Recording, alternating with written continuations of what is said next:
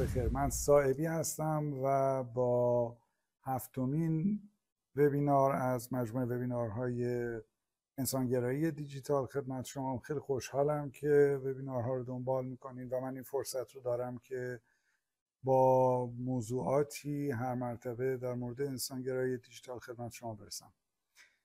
این بار در مورد یک مسئله بسیار مهم، حاکمیت دیجیتال و حکمرانی دیجیتال با هم صحبت میکنیم و من سوالاتی رو که در این حوزه مطرح هست خدمت شما عرض کنم تا از روی کتاب جزئیاتش رو مطالعه بفرمایید. مرجع ما طبیعتاً کتاب چشم‌اندازی بر انسانگرایی دیجیتال هست و امیدوارم که این کتاب رو تهیه کرده باشید و جزئیات موضوعاتمون رو بتونید از اونجا پی بگیرید. قبل از هر چیز من مثل جلسات گذشته تعریف کنم که حکمرانی و حاکمیت رو چی میدونیم و در این چند دقیقه اونها چطور معنی میکنیم. حاکمیت رو به توانایی یک کشور در کنترل و مدیریت زیرساخت‌ها و داده‌ها و فناوری دیجیتال در قلمرو خودش میدونیم و اطلاق میکنیم. حکمرانی رو با فرایندهایی که در تصمیم گیری ها انجام میده. حاکمیت رو با توانایی، حکمرانی رو با فرایندهای اجرایی. در واقع حکمرانی رو فعل اون حاکمیت میتونیم. حداقل من در این چند دقیقه که خدمتتون هستم تو این وبینار این مفاهیم رو اینطور در نظر میگیرم. برای حاکمیت یک کشور لازم داره، برای حاکمیت دیجیتال، که زیرساخت‌ها، داده‌ها و قوانینی رو که در حوزه فناوری‌های دیجیتال داره مدیریت کنه. هم تبیین و قانونگذاری، هم رسیدگی به اجرای اون قانون و ارزیابی اجرای اون قانون.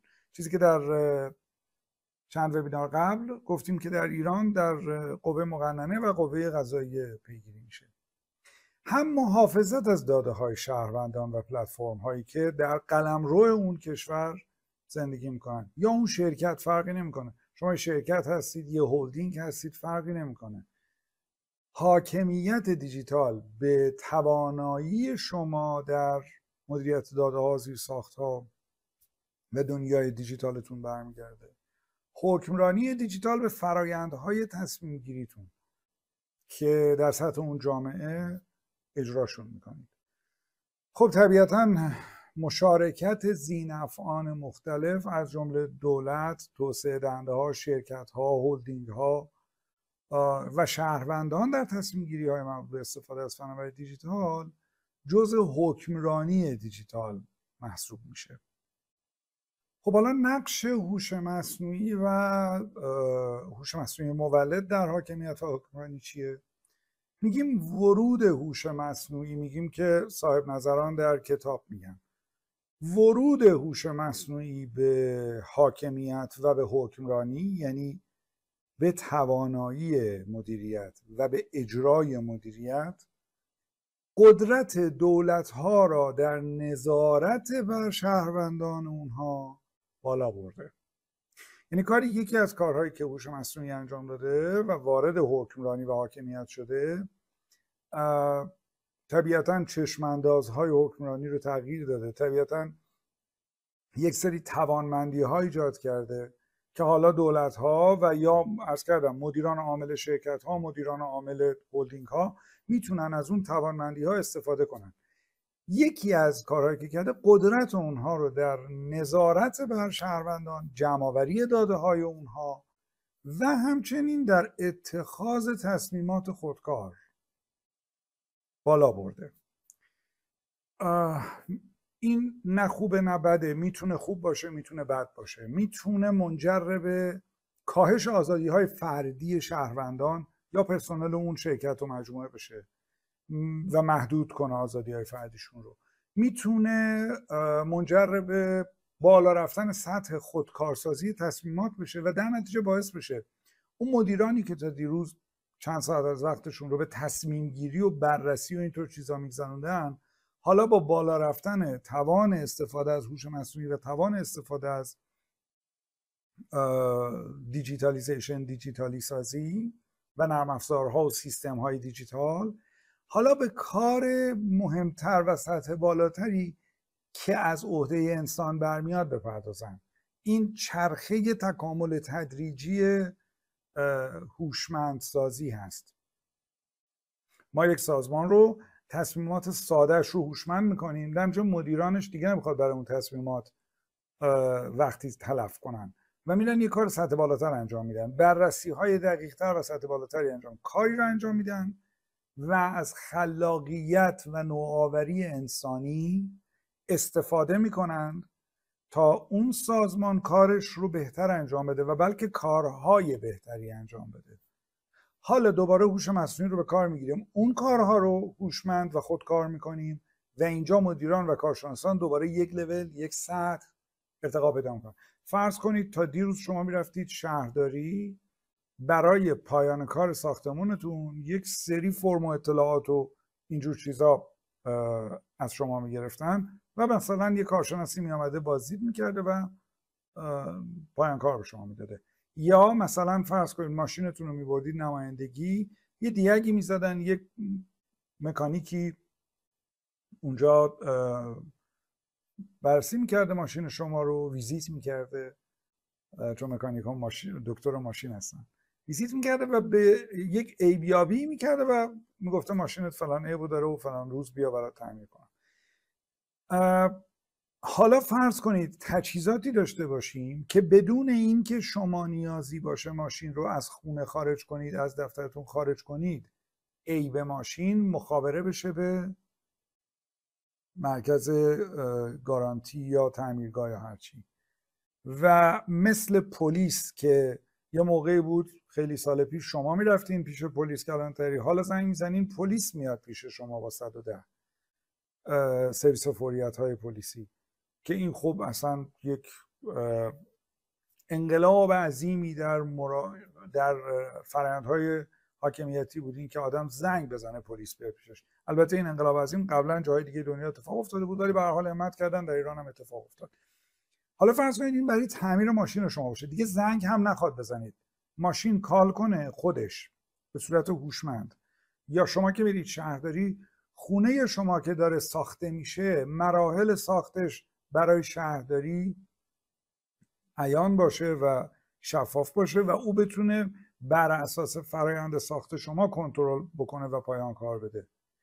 اینها فرایندهایی است که تا امروز که داریم با هم صحبت می‌کنیم تو بهار 1403 آدم انجام میده. فرض کنیم اینا رو ماشین انجام بده. خب طبیعتا آدم ها میرن، انسان هایی که در اون سازمان کار میکنن میرن و یه سطح بالاتری از این کار رو انجام میدن و بعد دوباره اون سطح بالاتر میاد ماشینی میشه و همینطور این چرخه تکامل تدریجی ادامه پیدا میکنه. این زمانی است که سازمان بخواد از هوش مصنوعی، از دیجیتالی شدن برای افزایش قدرتش در خدمات دهی و انجام کار استفاده کنه. و بسیار نکته مهمی است. یعنی پس اینجا با این فرآیند که من عرض کردم که همش به خواست و همت مدیران بستگی داره و نه هیچ چیز دیگه، و البته شاید خواست شهروندان. اگر شهروندان بدونن چی میخوان و چطوری میخوان، میتونن پوش کنن طبق وبینار مشارکت و دموکراسی، وبینار دوم، خواستشون رو به مدیران برسونن. نکته اینجا پس این هست که یک، افزایش قدرت دولت ها رو در پی داره ورود این ویژگی و امکان. دو، بازیگران جدیدی میان توی بازی. اینا تو کتاب هست جزئیاتش، ولی توضیحاتی است که من لازمه عرض کنم تا شما بتونید کتاب رو بهتر مطالعه کنید. دو، بازیگران جدیدی میان تو بازی مدیریت و حکمرانی، شرکت های خصوصی که پلتفرم ها و سیستم ها رو ارائه دادن.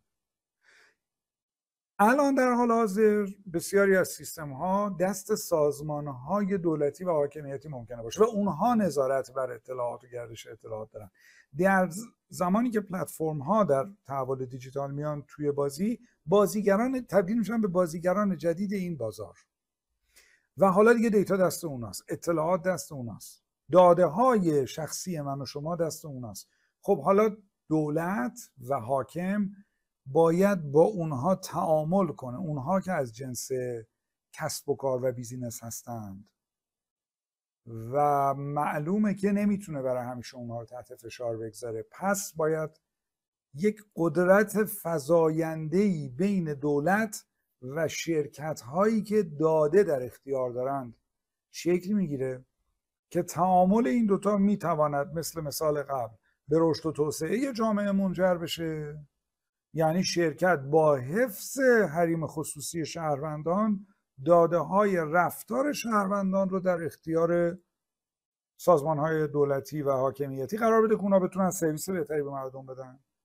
یا حالت دیگه هم داره که دولت یا حاکم بیاد به اسم اسامی مختلف، به اسم حفاظت از امنیت ملی، به اسم نقش نظارتی و اسامیش مهم نیست، واقعا نفس کار مهمه، بیاد خودش رو در داده های اون شرکت خصوصی دخیل بدونه و شریک بدونه و دسترسی داشته باشه به همه داده ها. وقتی میگیم یه بنگاه، اینجا مثلا یک بانک هم، بانک خصوصی هم میشه بازیگر جدید این عرصه.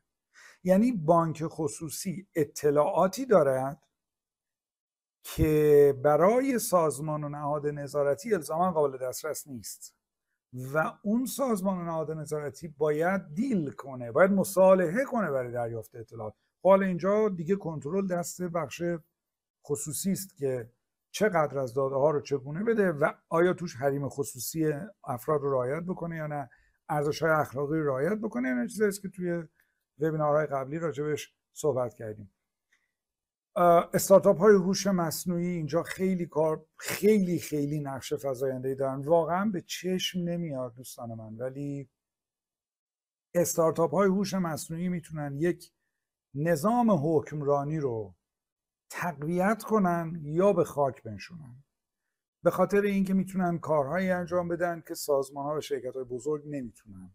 چابکن، هزینه هاشون کمه، مثلا اگر وارد بورس بشن، مثلا اگر وارد فرض کنید معاملات اقتصادی بشن، اگر وارد تعاملات فرهنگی اجتماعی بشن، در هر عرصه‌ای که استارتاپ های هوش مصنوعی وارد بشن، چون داده دستشونه و رفتار دستشونه، قدرت دارن و میتونن به عنوان یه بازیگر جدید خودشون رو پوزیشن کنن و جای خودشون رو باز کنن. سازمان های جامعه مدنی همینطور و الی آخر. یه نکته اینجاست که آیا حکمران، آیا حاکم میتواند از این روند پیشگیری کنه یا او رو متوقف کنه؟ شخصا فکر میکنم خیر.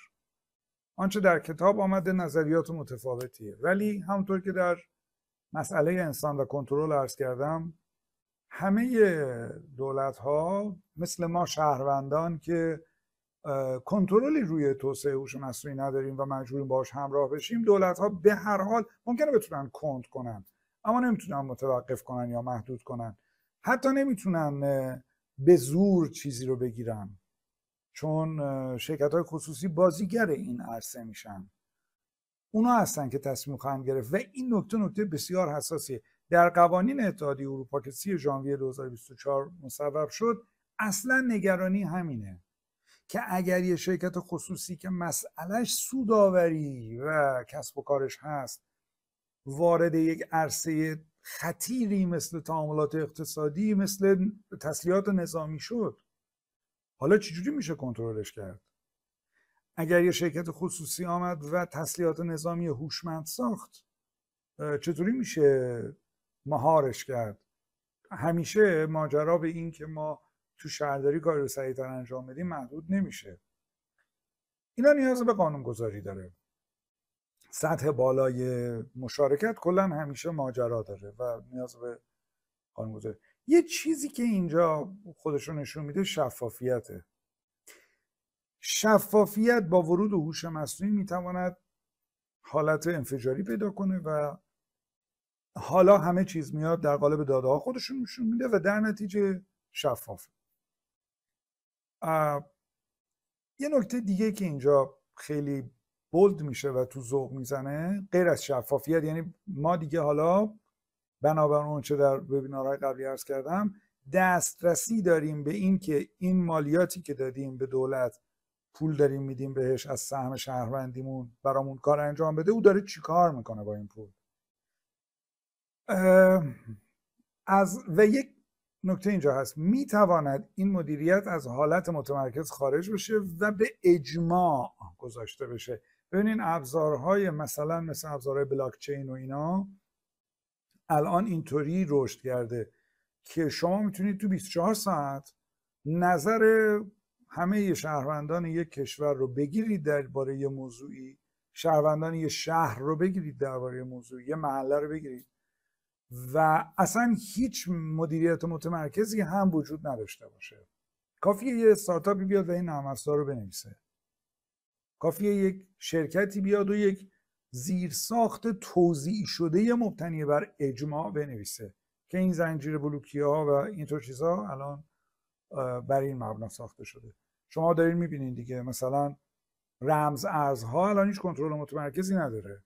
کریپتوکارنسی ها، همین بیت کوین و اتریوم و غیره، هیچ کنترل متمرکزی نداره. این سطح بالای اجماع هست و نوعی از حکمرانی رو پدید آورده که مردم اجماع میکنن، یعنی کسانی که در اون شبکه هستن اجماع میکنن و یه تصمیمی میگیرن. خب همین اجماع رو میشه آورد درباره بازخورد دادن یا نمایندگی دادن یا نظارت بر حاکم و بر حکمرانی یا حتی بر حاکمیت. حالا دیگه اینجا قوانین فقط تحت اختیار 100 نفر 200 نفر تصویب نمیشه. به راحتی میتونه با تمام حقوقدانهای کشور که بخوان هماندیشی و مشارکت کنن به اجماع گذاشته بشه.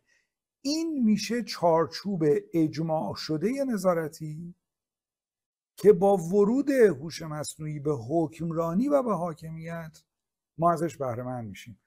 خب ممکنه کندش کنن، بخواد کسی کندش کنه که بعید میدونم، ولی در هر حال این به نظر میرسه آینده حکمرانی در فضای دیجیتال هست. طبیعتاً با خودش یه سری پیچیدگی های اخلاقی رو هم به همراه داره و به همراه میاره. سوگیری های الگوریتمی، تبعیض های الگوریتمی، شفافیت های گرفته شده. حالا اصلا یه سری کارا رو انجام نمیدن که نیاد تو فضای هوش مصنوعی و تو فضای سازمان های هوشمند. یک زمانی سال 92 من به خاطر دارم که میگفت بازرسان مبارزه با قاچاق کالا و ارز در کره جنوبی 3 نفر هستن و این 3 نفر اگر با اون قوانین سختگیرانه و بازدارنده مبارزه با قاچاق در کره جنوبی تضمین میکنن که شما جنس اصلی به دستتون میرسه. بقیه کار به عهده شرکت های نمایندگی هست. ببینید این یک جور مدیریت مردم بر مردمه، یعنی انجام امور مردم توسط مردم که میشه حکمرانی یا همون مردم سالاری.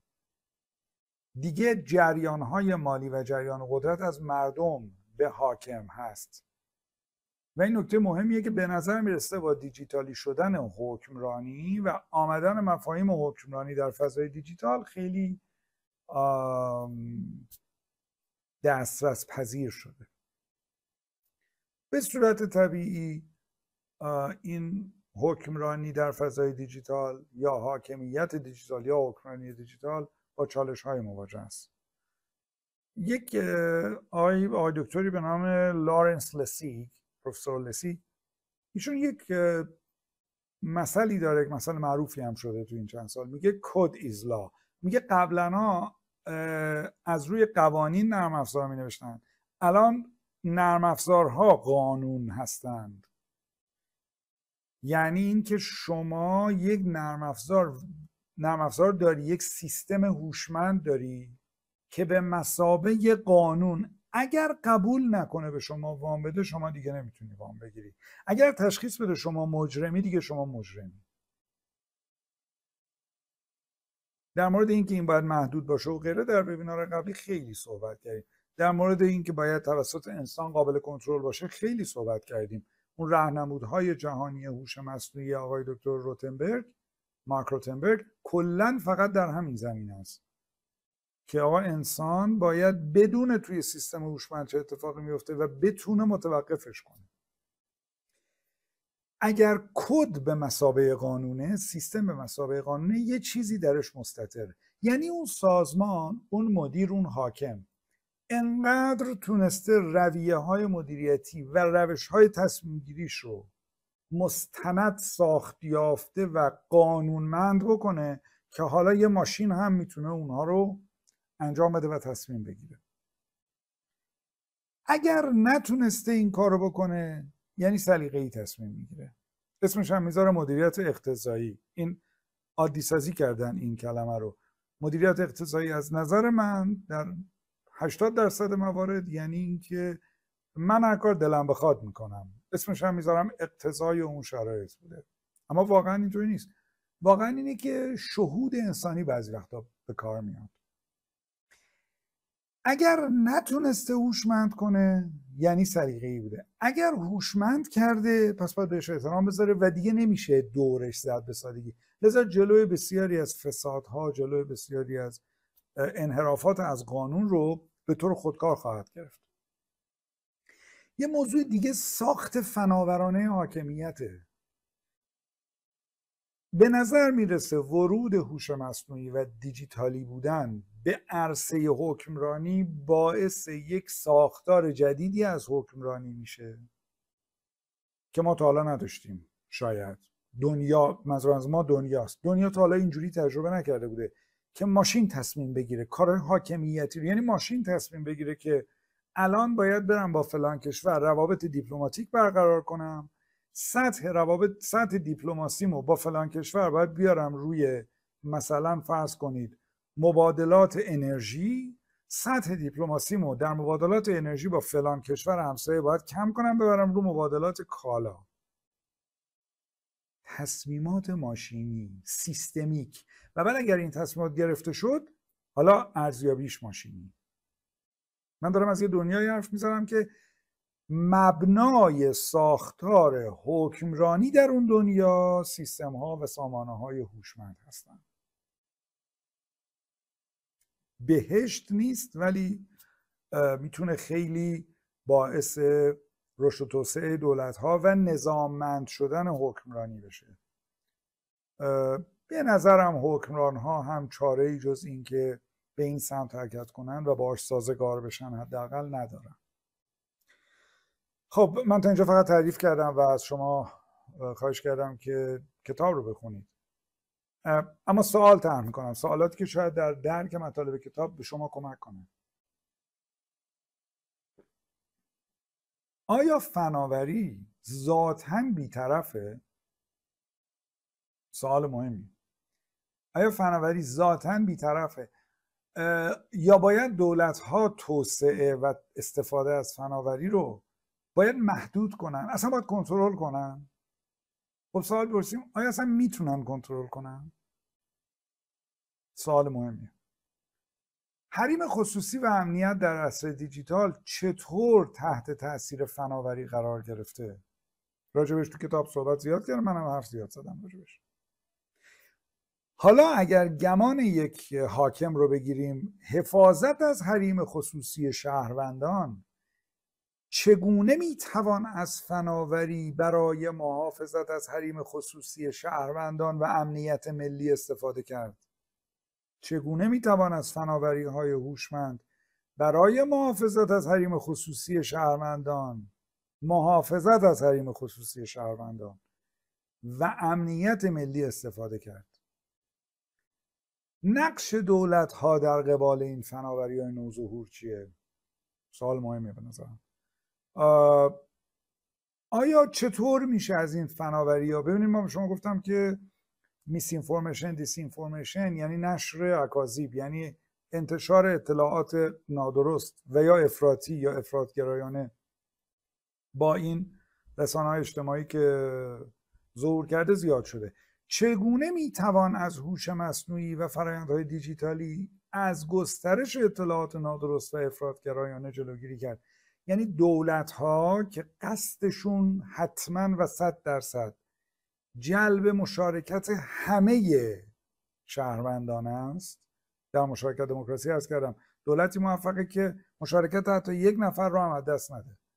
گفتم اونجا حدود یک ماه خورده پیش که هوش مصنوعی به کمک آمده. یه زمانی تو بهار 430 مقاله منتشر کردن که گروهی از معلولین رو تونستن مشارکتشون رو در جامعه اضافه کنن با یک سری راهکارهای هوشمند. حالا چطور از هوش مصنوعی برای مقابله با افراطیگری در سطح حاکمیت و حکمرانی و در جامعه جلوگیری کنیم؟ کافیه که مدیر ما در کشورمون بخواد و این سوال رو مطرح کنه و 10 تا استارتاپ به کمکش بیان و به دور از کنترل ها و راه حل های سلبی و محدود کننده، ضمن اینکه حد اکثر امکانات رو برای شهروندان فراهم میکنن، از حریم خصوصی اونها محافظت کنن.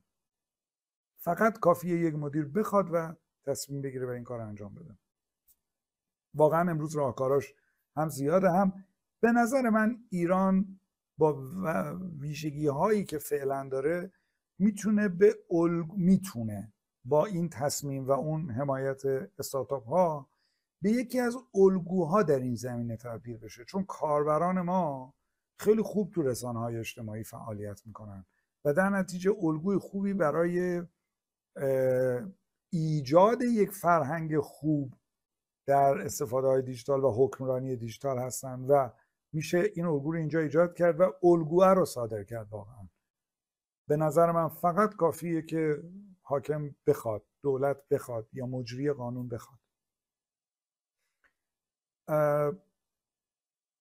یه نکته دیگه همین رسانه‌های اجتماعی است که بهش عرض کردم. رسانه‌های اجتماعی در عصر دیجیتالی چطور بر فرایندهای دموکراتیک تاثیر میگذارن؟ چطور میشه از این رسانه‌های اجتماعی برای تقویت حاکمیت ملی، حکمرانی ملی و رفاه شهروندان استفاده کرد؟ خیلی نکته مهمه اینجا و به نظرم این سوالات پاسخش توی بعضی از مقالات کتاب تو چند مقاله واقعا داده شده، یکی دوتا نیست. مقاله آقای پول تیمرز، مقاله‌ای که آقای پروفسور برتنر در بخش حاکمیت نوشتن، مقاله الگانو بونتی، اینا همه اشاره کردن به پاسخ این سوالاتی که من دارم طرح میکنم. فکر نکنین یه مدینه فاضله رو ترسیم کردن یا خیال پردازی کردن، خیر، راه حل عملی پیشنهاد دادن و واقعا اینا آدمایی هستن که مشاور نویسنده های بخش حکمرانی دیجیتال، مشاورین اتحادیه اروپا و کاخ سفید هستن واقعا و از این جهت من فکر می‌کنم گرفتن تجربیات اونها بسیار ارزشمنده. من برای پیشگیری از طولانی شدن کلامم یک دو تا نکته دیگه میگم و عرض میکنم میرم روی نکات عملی. یکی از نقاط مهمی که هوش مصنوعی وارد عرصه حکمرانی کرده با ورود خودش، رقابت بر سر حکمرانی دیجیتاله و حاکمیت دیجیتاله. خانم آنو برادفورد یک کتابی داره، دیجیتال امپایر، کتاب مهمی است. به تقابل این سه رأس آمریکا، چین و اتحادیه اروپا پرداخته. همچنین جورج زاکاداکیس یک کتابی داره به نام سایبر ریپابلیک و در همین موضوع رقابت‌جویی در حاکمیت حرف زده و آرمی آف نان که آقای بیل گیتس توصیهش کرده بود و یادم نیست نویسندش کیه، به همین موضوع پرداخته. و کتاب خانم شوشانا زوبوف اقتصاد نظارتی که تو ایران هم چاپ شده یا میشه یا شده، الان که داریم با هم صحبت میکنیم شما صدای منو میشنوید، من بهار 403 دارم این ویدیوها رو ضبط میکنم. نمیدونم که این کتاب الان عرضه شده به بازار نه، ولی خبر دارم ترجمه شده و رفته بود تو صفحه چاپ. کتاب اقتصاد نظارتی خانم شوشانا زوبوف. بسیار اینا کتابای مهمی هست و آمده رقابت در حکمرانی دیجیتال رو بیان کرده که هر کشوری که بهتر و جامع‌تر شروع کنه به درک فناوری‌های دیجیتال، آموزش همگانی و استفاده از هوش مصنوعی در حکمرانی،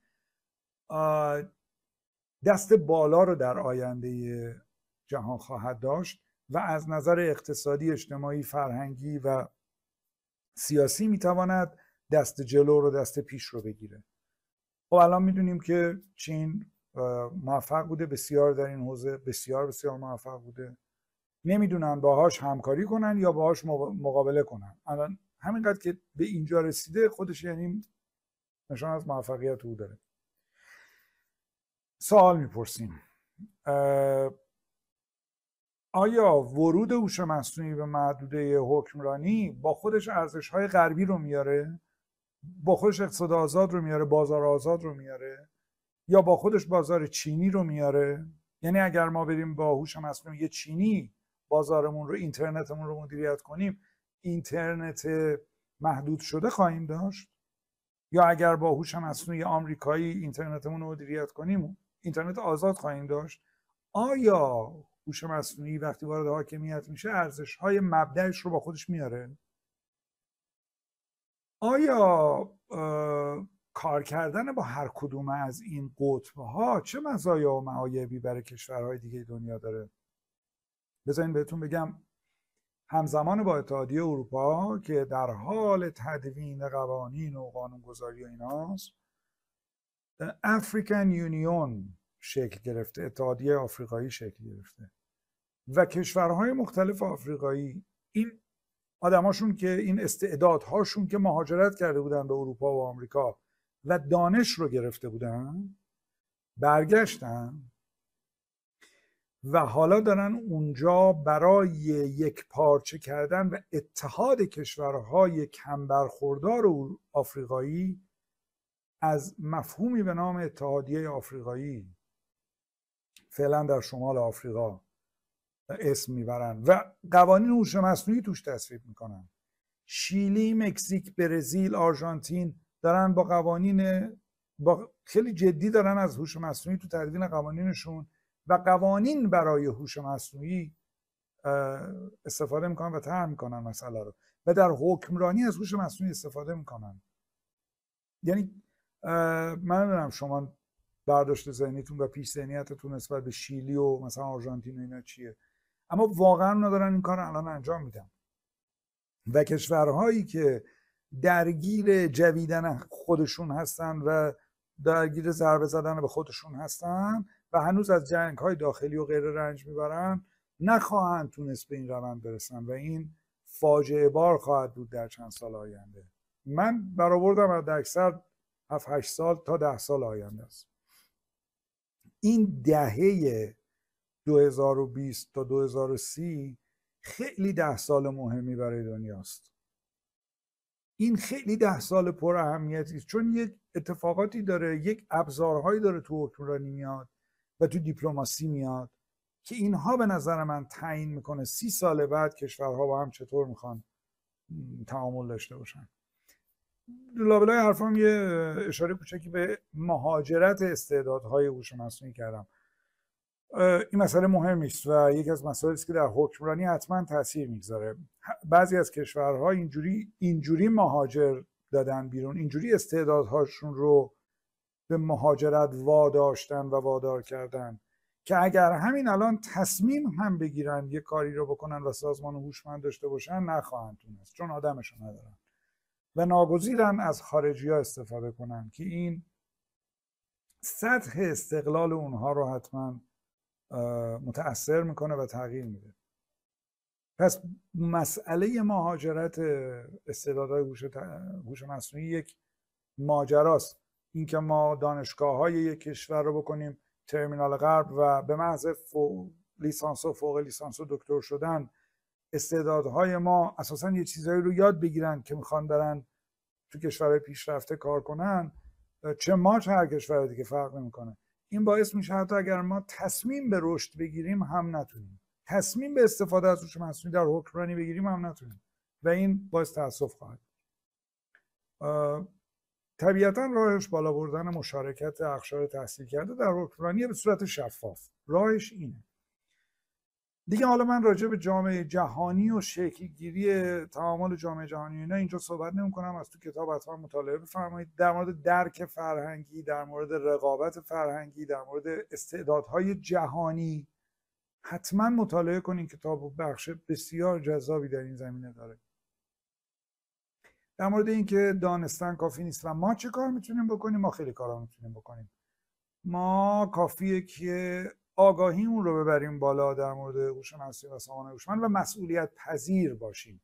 ما به عنوان مدیر یک شرکت، مدیر یک هلدینگ، ما به عنوان مدیر میانی یا ارشد در دولت، ما به عنوان شهروندانی که خواسته هامون رو از دولت میخوایم پیگیری کنیم، اعلام کنیم و پیگیری کنیم. به نظر میرسه دولت ها اگر دیر به جنبن قدرت حکمرانیشون رو از دست میدن.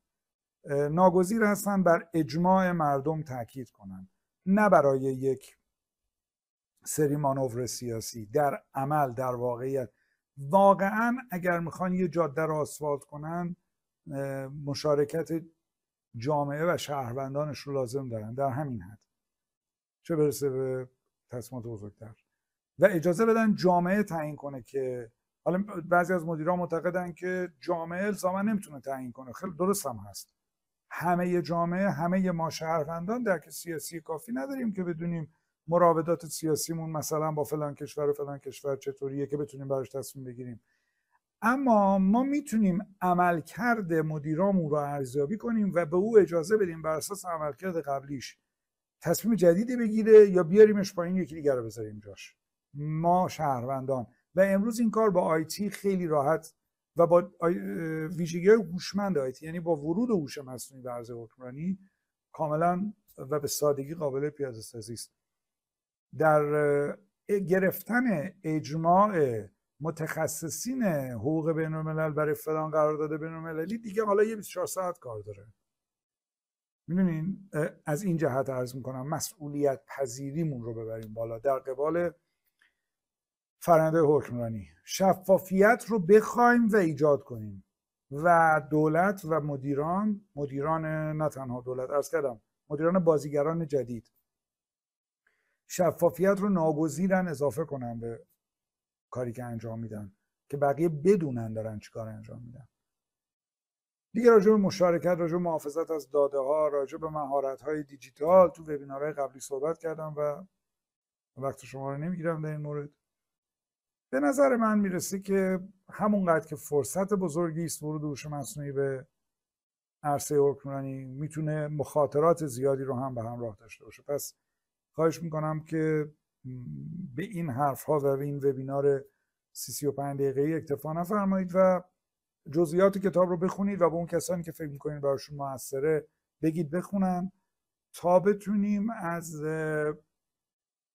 هوش مصنوعی و قابلیت‌های هوش مصنوعی به صورت مؤثری در فرآیندهای حکمرانی و حاکمیتمون استفاده بکنیم و حداقل به یک الگویی تبدیل بشیم که مثال زدنی باشیم در حوزه استفاده از امکانات و خلق دانش مورد نیاز حاکم از هوش مصنوعی. چون هوش مصنوعی خودش که دانش خودش رو به سرعت انسان نمیتونه پیش ببره. ما هوش مصنوعی های خاص منظوره داریم. امروز یه هوش مصنوعی داریم لیلیوم اگر اشتباه نکنم شرکت ایبی برای مسائل خودش آموزش داده.